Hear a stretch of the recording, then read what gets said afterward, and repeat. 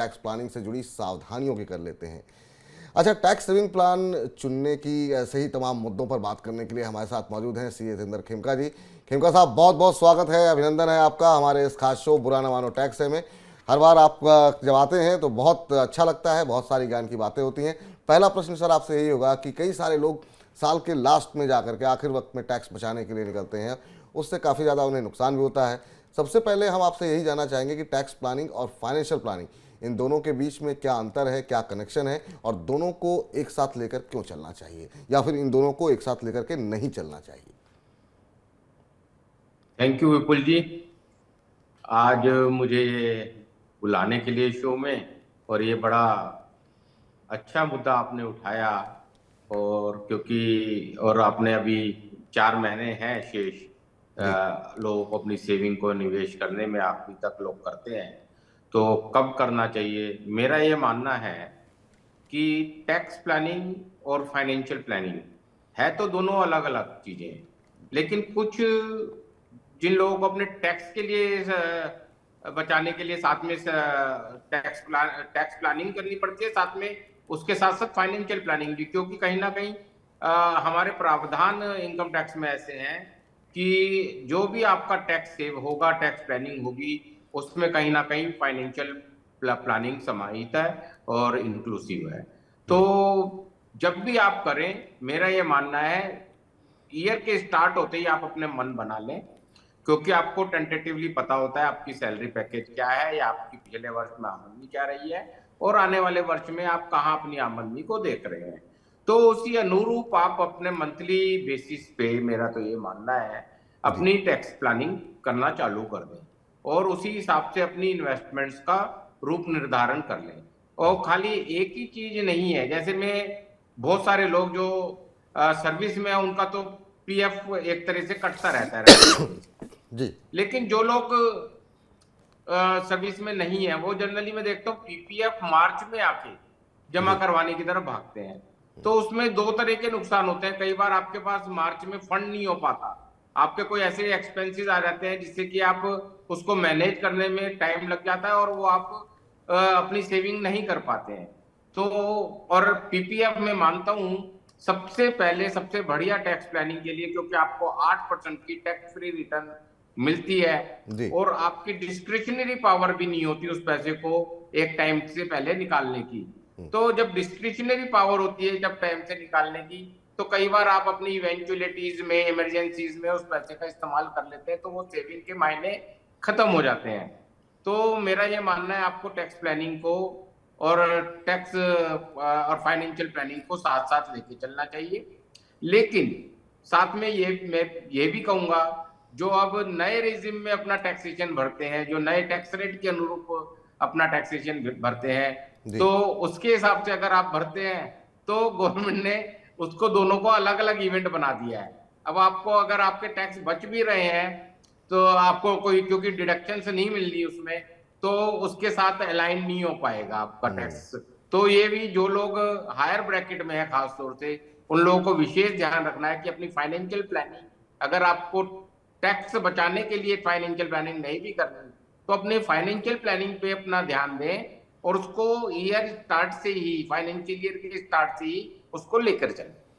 तो ये आप लोगों के लिए काफ़ी महत्वपूर्ण सलाह है कि अपनी जो फाइनेंशियल प्लानिंग है या फिर अपनी टैक्स प्लानिंग है, उसको एक तो मिला जुला कर करिए, सही कैलकुलेशन के साथ कीजिए। दूसरा, साल के आखिर में जाके नहीं, इससे आपको न सिर्फ टैक्स का भी नुकसान होगा, प्लस अगर फाइनेंशियल प्लानिंग भी कर रहे हैं तो भी आपको उस तरह के रिटर्न नहीं मिलेंगे। तो समयबद्ध तरीके से वित्त वर्ष शुरू होते ही अपनी योजना, अपनी आमदनी आपको पता लग गई है, उस हिसाब से प्लानिंग करें और सही समय से अपनी स्ट्रेटजी बनानी शुरू कर दें। अगला सवाल सर ये है कि बहुत से लोग एटीसी के तहत टैक्स छूट लेने के लिए एलआईसी पॉलिसी खरीद लेते हैं। क्या सिर्फ टैक्स बचाने के लिए बीमा पॉलिसी खरीदना सही है, और इसके क्या कुछ नुकसान होते हैं, ये भी आपसे जानना चाहेंगे।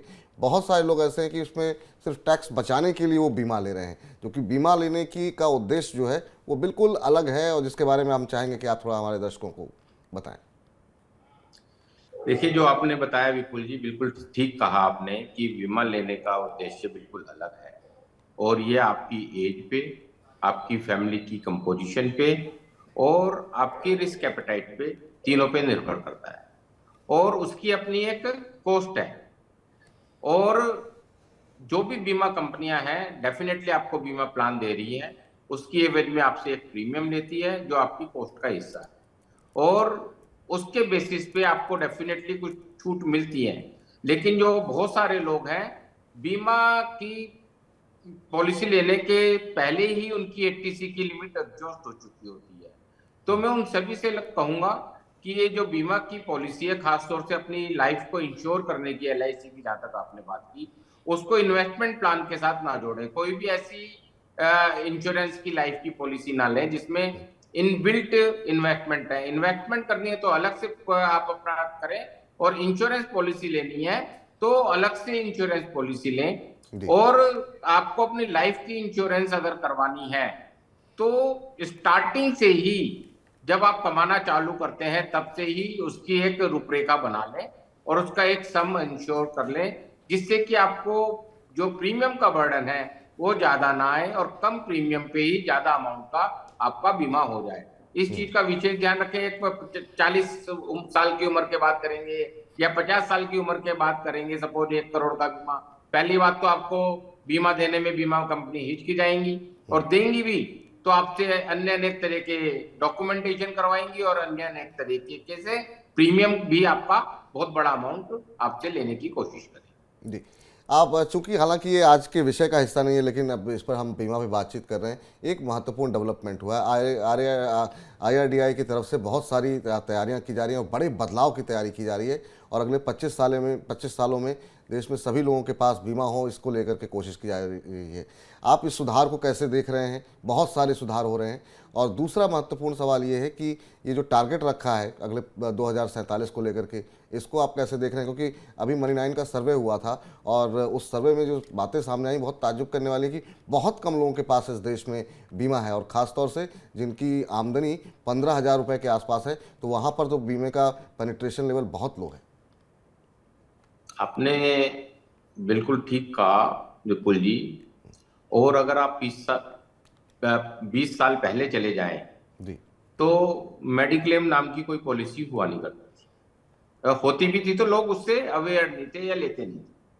लेकिन अब जैसे जैसे आप अवेयरनेस आ रही है, अपर मिडिल क्लास के लोग जी। चाहते हैं कि उनका एक सफिशिएंट मेडिक्लेम पॉलिसी उनके पास हो, और उसको वो टॉपअप भी समझते हैं क्या होता है, वो जी। टॉपअप पॉलिसी भी उसकी करवा के रखते हैं कि किसी भी इवेंचुअलिटी में, क्योंकि आप जानते हैं कि प्राइवेट जो ट्रीटमेंट है, मेडिकल ट्रीटमेंट है, वो काफी महंगा है। तो किसी भी तरह से उनकी फैमिली पे, उनकी बीमारी, किसी भी फैमिली मेंबर की बीमारी के कारण उन पे कोई बहुत बड़ा विशेष दबाव ना आए। तो अब धीरे धीरे शहरों में तो ये अवेयरनेस आ रही है। गवर्नमेंट ने भी 50 करोड़ लोगों को 5 लाख का जो ये आरोग्य बीमा दिया हुआ है, तो उसमें भी काफी लोगों ने लाभ लिया है। जी। और मैं समझता हूं लेकिन अभी भी बहुत बड़ा वर्ग इससे वंचित है या अवेयर ही नहीं है वो, या वो समझता है कि नहीं हमारा तो इलाज हो ही जाएगा, सरकारी में हो जाएगा, सेमी सरकारी में हो जाएगा।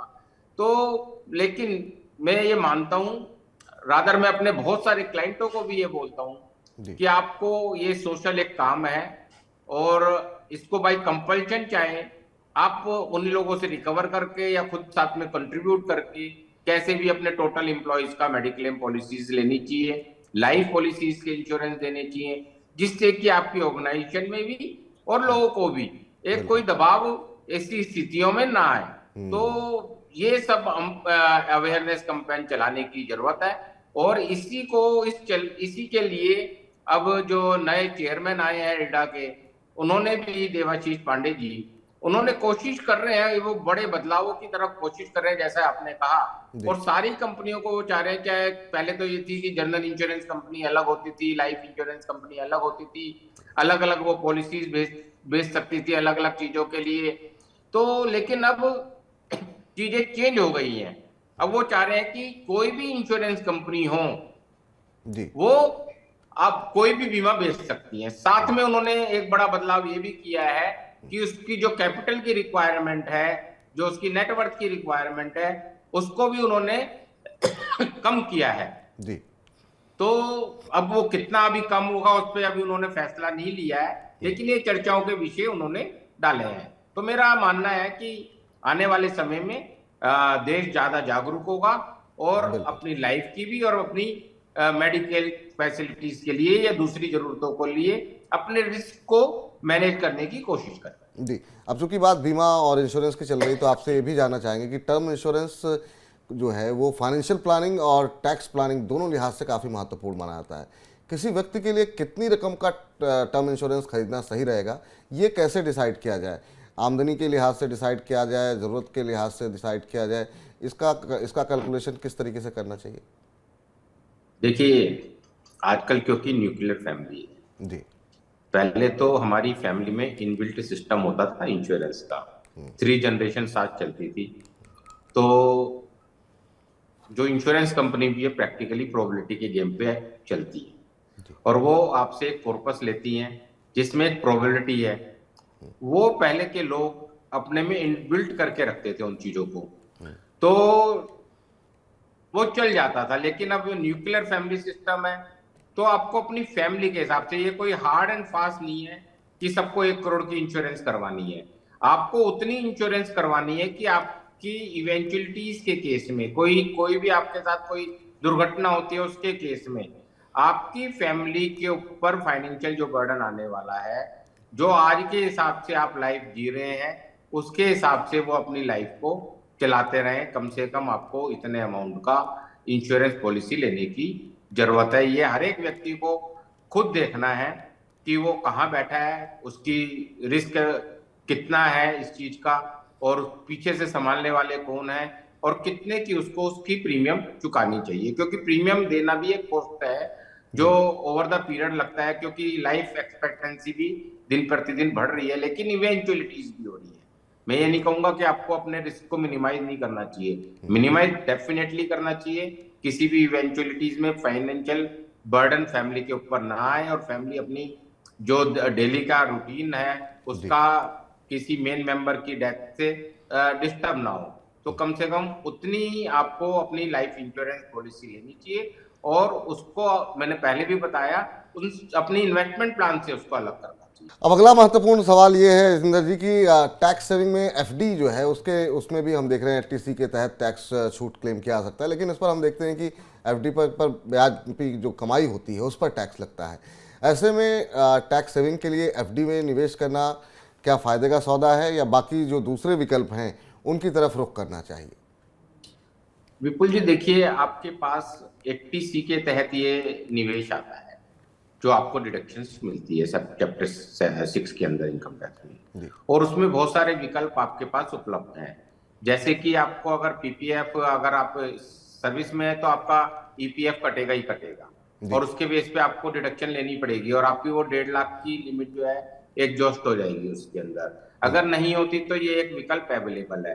जी। उसके बाद भी एक पीपीएफ का विकल्प भी अवेलेबल है जो आपको 7.1 का टैक्स फ्री रिटर्न आज के रेट में देता है। पहले ये रिटर्न ज्यादा था तो, जी। और अगर आपको इमीडिएटली फंड की रिक्वायरमेंट नहीं है तो मेरा तो ये मानना है, क्योंकि एफडी पे ऑलरेडी 5.5-6% का ब्याज मिल रहा है और उसके बाद अगर टैक्स उस पर लगेगा तो वो 4% ही रह जाएगा, और उधर 7% का आपको नेट में, तो 3-3.5% का आपका अंतर आता है।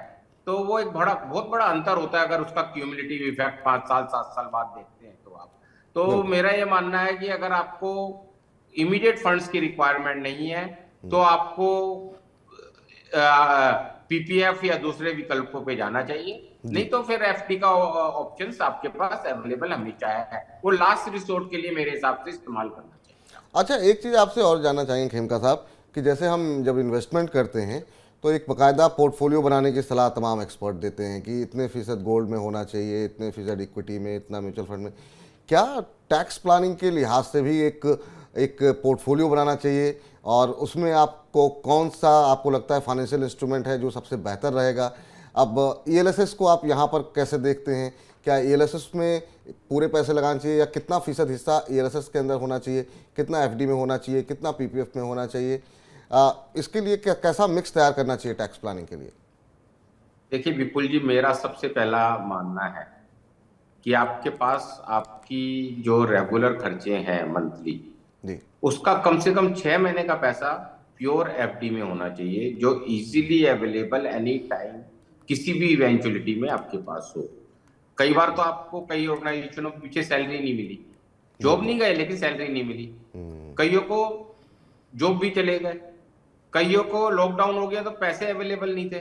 तो वो एफडी का जो पैसा है वो हमेशा अवेलेबल आपके पास रहता है। दूसरे जो विकल्प है, जैसे पीएफ में अगर डाल देते हैं, जैसे अगर एफडी करवा देते, मतलब दूसरे विकल्प रखते हैं, तो वो पैसा इतनी जल्दी अवेलेबल से, जैसे शेयर मार्केट, जब आपने देखा, अगर हम शेयर मार्केट या म्यूचुअल फंड में जिनका पैसा लगा हुआ था और एकदम लॉकडाउन हो गया तो शेयर मार्केट एकदम धड़ाम से नीचे आ गई, तो आपकी कैपिटल ही इरोड करती। उस समय अगर आपने इन्वेस्टमेंट निकाल ली होती अपनी खर्चों के लिए तो आपको रिटर्न नहीं मिलती। बिल्कुल। तो ये आपको देखना है कि कम से कम 6 महीने का फंड मैं किसी को भी कहता हूं, सबसे पहले आपके पास आपकी एफडी में आपके खर्चों का होना चाहिए। उसके बाद ऑप्शंस आते हैं, और मेरा हर एक आदमी से ये मानना है कि आपका 15 से 20% टोटल पोर्टफोलियो का, ठीक है, हमेशा आपका गोल्ड में रहना चाहिए, क्योंकि गोल्ड है ना एक ऐसी वस्तु है शुरू से जो आपको इन्फ्लेशन से सेव करके डेफिनेटली रखती है। और अब तो पूरा इंटरनेशनल उसमें अब गोल्ड के इतने सारे इंस्ट्रूमेंट्स आ गए हैं, तो उसको जो फ्लो ऑफ गोल्ड है वो दूसरे तरह से मैनेज हो रहा है। चाहे गोल्ड फंड आ गए हैं, चाहे ईटीएफ आ गए हैं, चाहे आपको सेंट्रल बैंक की रिक्वायरमेंट्स है गोल्ड को रखने की, तो इन सब के लिए भी गोल्ड की जरूरत है। तो गोल्ड एक अपने आप में रिटर्न देगा ही देगा, और वो इन्फ्लेशन से रिलेट करेगा और उसको ओवरकम करेगा, मेरा ये मानना है। तो 15 से 20% आपको किसी भी इवेंचुअलिटी में गोल्ड में अपने पोर्टफोलियो का जरूर रखना चाहिए। उसके बाद आपकी एज डिपेंड करती है, और मेरा ये मानना है equity is going to be the best return. उसके अंदर प्योर इक्विटी में आपको पैसा डालना चाहिए, चाहे वो म्यूचुअल फंड के माध्यम से डालें, चाहे वो खुद डालें। खुद इसलिए नहीं हो पाता कि आपका पोर्टफोलियो बड़ा नहीं होता, आप स्टडी नहीं कर पाते, आप एयरफेयर पे चले जाते हैं, आपकी रिसर्च नहीं होती, आपको पता नहीं होता बहुत सारे लोगों को। तो बेटर है जो अच्छे फंड मैनेजर हैं उनको आप पैसा दें और उसमें अपने पैसे को मैनेज करने के लिए रखें। लेकिन मेरा सवाल जो था वो टैक्स प्लानिंग को लेकर के था। तो जैसे अगर इक्विटी में सीधे पैसे डाल रहे हैं तो उसमें टैक्स का कोई बेनिफिट तो मिलेगा नहीं होगा। हाँ, तो फिर उसके लिए आपने जो कहा ELSS इज बेस्ट ऑप्शन। ठीक। अब तमाम तरह की चर्चाएं सर बजट के इर्द गिर्द घूम रही हैं। बहुत कम समय बचा है, 1 महीने 1.5 महीने के बाद जो है ये आखिरी सरकार का पूर्ण बजट होगा। तो आपसे जानना चाहेंगे कि कैपिटल गेन्स टैक्स में बदलाव हो या आयकर में परिवर्तन के सुझाव दिए जा रहे हैं, इस बार के बजट से टैक्स को ध्यान में रखते हुए आम करदाताओं के लिए किस तरह की राहत या कोई बदलाव की उम्मीद आप कर रहे हैं? आपकी इस बजट से क्या उम्मीद है? देखिए, उम्मीद तो मेरे को बहुत ज़्यादा नहीं है, क्योंकि गवर्नमेंट के पास रिसोर्सेज जो है ना अभी बहुत टाइट है, और पूरे वर्ल्ड में जो इकोनॉमीज हैं अभी बहुत अच्छा नहीं कर रही है। और इंडिया की इकोनॉमी अच्छा कर पा रही है क्योंकि हमारे कॉर्पोरेट्स ने अपने टैक्स को काफी अच्छे ढंग से पे किया है और अपनी जिम्मेवारियों को समझा है, और इस देशवासियों ने भी अपनी जिम्मेवारियों को समझते हुए जीएसटी कलेक्शन जो है हमारा ऑल टाइम हाई पे चल रहा है और लगातार वो बढ़ता जा रहा है। तो उम्मीद ज्यादा नहीं है, लेकिन जो नीचे का 5 लाख तक का जो टैक्स का ब्रैकेट है, मैं चाहता हूं उसको बिल्कुल फ्री कर देना चाहिए, क्योंकि वो प्रैक्टिकली वैसे भी फ्री है। और 5 लाख से 10 लाख तक के ब्रैकेट पे 5 से 7% से ज्यादा का टैक्स बर्डन आम नागरिक पे नहीं पड़ना चाहिए। अगर इतना भी कर पाते हैं हम आम नागरिक के लिए, तो एक बहुत बड़ा बदलाव होगा, जिससे कि मेरे को लगता है कि गवर्नमेंट को बहुत ज्यादा कोई नुकसान होगा नहीं और आम जनता को बहुत ज्यादा फायदे होंगे। उससे आपके टैक्स एडमिनिस्ट्रेशन भी बेटर होगा, और टैक्स एडमिनिस्ट्रेशन में भी बहुत सुझावों की, बहुत चीजों की को बदलने की बहुत जरूरत है। उनको भी उतने ही ईमानदारी से पेश आना चाहिए टैक्स ऑफिसर्स को, जितना कि वो ये मानते हैं कि हमारे जो नागरिक हैं वो उतनी ईमानदारी से पेश आए, उतनी ईमानदारी से हमारे टैक्स ऑफिसर्स को भी नागरिकों के साथ पेश आना चाहिए।